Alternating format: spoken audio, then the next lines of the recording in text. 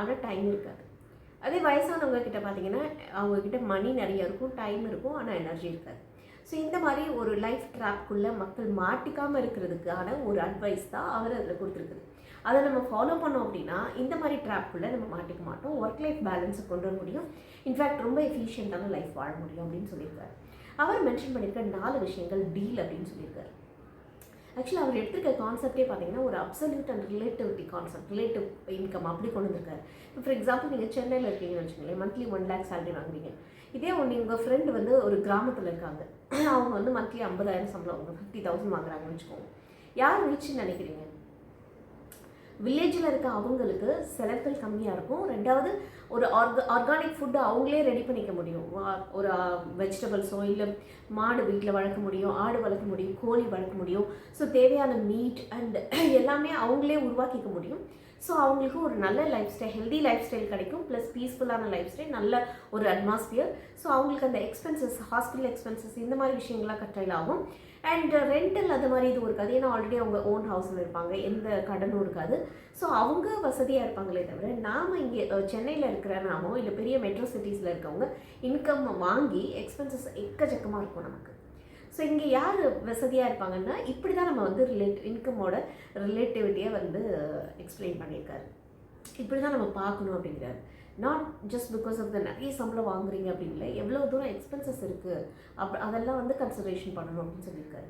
இவர் டீல் அப்படின்னு ஒரு கான்செப்ட் கொடுத்துருக்காரு. டீல் அப்படின்னா DEAL. டி அப்படிங்கிறது ஃபஸ்ட்டு டிஃபைன் யுவர் ஹாப்பினஸ். எந்த விஷயங்கள் உங்களுக்கு ஹாப்பினஸ் கொடுக்குதுங்கிறத முதல்ல டிஃபைன் பண்ணுங்கிறார். அதுக்கப்புறம் நீங்கள் வந்து அதை நோக்கி போகிறதுக்கான வேலையை பண்ணுங்க அப்படிங்கிறார். ஸோ இப்போ நீங்கள் யோசிக்கும் போது என்ன ஆகும், உங்களுக்கு ஹாப்பினஸ் கொடுக்காத விஷயங்களை நீங்கள் பண்ண மாட்டீங்க. ஏதோ ஒரு வேலைக்கு போகிறோமே அப்படின்னு போக மாட்டீங்க. அட்லீஸ்ட் நான் இந்த ஹாப்பினஸ் வந்து என்னோட அல்டிமேட் எய்மாக இருக்குன்னா இதை நோக்கி போகிறதுக்கான பாதையாவது நான் சூஸ் பண்ணுவேன் இல்லையா. ஏதோ ஒரு வேலையை பண்ண மாட்டோம், இதை நோக்கி போகிறதுக்கு என்ன ஃபஸ்ட்டு ஸ்டெப் எடுத்து வைக்கணும் அதை எடுத்து வைப்போம் இல்லையா. அதுதான் அவர் சொல்கிறார். நம்பர் 1. நம்பர் 2 என்ன சொல்கிறாரு, எலிமினேஷன்னா எலிமினேஷன்னா நமக்கு ஹாப்பினஸ் கொடுக்காத, மணி கொடுக்காத விஷயங்களை எலிமினேட் பண்ணுங்கள், லைஃப்லேருந்து தூக்கிடுங்க அப்படின்னு சொல்கிறார். அண்ட் 3ஆவது விஷயம் என்ன சொல்கிறார் அப்படின்னா ஆட்டோமேஷனுங்கிறது நாமளே எல்லா வேலையும் செய்யணும்னு இல்லை, நம்ம எந்த வேலையில் ரொம்ப ஸ்பெஷலைஸ்டோ அதை மட்டும் நம்ம பண்ணுவோம், மீதி வேலைகளை நம்ம வந்து டெலிகேட் பண்ணலாம் மற்றவங்களுக்குன்னு சொல்கிறார். ஸோ அதுக்கு தேவையான ஒரு பணத்தை கொடுத்து அடுத்தவங்களை அந்த வேலையை செய்ய சொல்லி வாங்கிட்டிங்கன்னா நிறைய டைம் நமக்கு சேவ் ஆகும், அதில் நம்மள ஸ்கில் அப்கிரேட் பண்ணிக்க முடியும், நம்ம இன்னும் எஃபெக்டிவாக ப்ரொடக்டிவாக ஒர்க் பண்ண முடியும் அப்படின்னு சொல்கிறாரு. 4ஆவது விஷயம் அவர் சொல்கிறது லிபரேஷன்ங்கிறதுனா நமக்குள்ளே சில தாட்ஸ் இருக்கும் இல்லையா.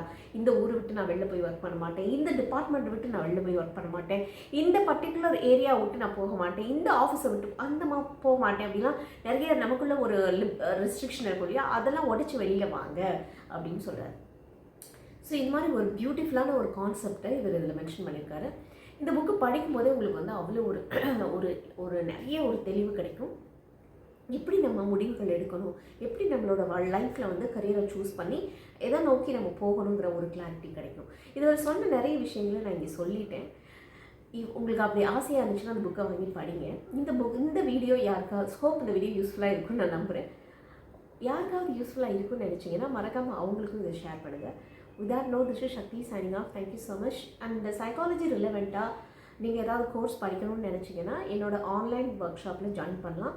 எவ்ரி ஃப்ரைடே, சாட்டர்டே, சண்டேஸில் 5 to 6 1 hour செஷன் 21 டேஸ்க்கு கண்டக்ட் பண்ணிகிட்ருக்கேன். இந்த கோர்ஸில் இந்த வீக் நாங்கள் டிசம்பர் 20th நடக்க போகிற இந்த கோர்ஸ் வந்து அசர்ட்டிவ் கம்யூனிகேஷன் ஸ்கில் அப்படிங்கிற ஒரு ப்ரோக்ராம். அண்ட் இதில் இன்ட்ரெஸ்ட் இருக்கவங்க ஜாயின் பண்ணிக்கலாம். தேங்க்யூ. சரி.